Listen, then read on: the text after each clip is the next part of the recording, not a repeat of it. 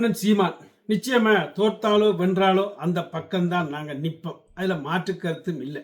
ஆனால் சிலர் இப்போ எனக்கு எழுதுறீங்க, நீ சீமான் ஆளை பேர்ந்ததுக்கு விஜய் பற்றி கதைக்கிறேன். நான் சீமான் ஆள் என்று யார் சொன்னது? நான் சீமானுக்கு சப்போர்ட், அவ்வளவுதான்.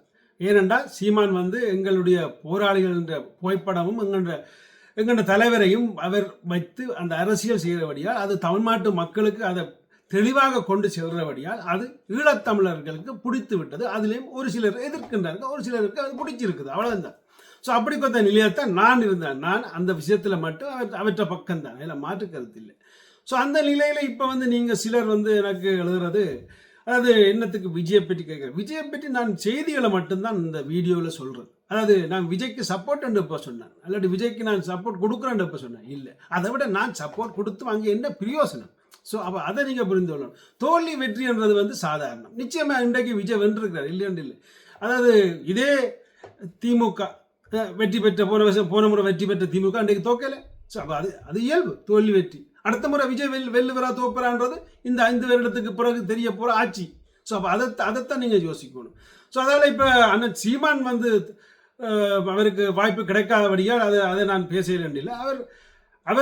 அவர் இன்னும் மக்கள் புரிந்து கொள்ளவில்லை. அங்கே சினிமா மோகம், அந்த சினிமா மோகத்தில் தமிழ்நாட்டு மக்கள் வாழ்கிறார்கள். அழகை கண்டு மயங்குகிறார்கள், அறிவை கண்டு மயங்கவில்லை, அதை விட டைலாகை கண்டு மயங்குகிறார்கள்.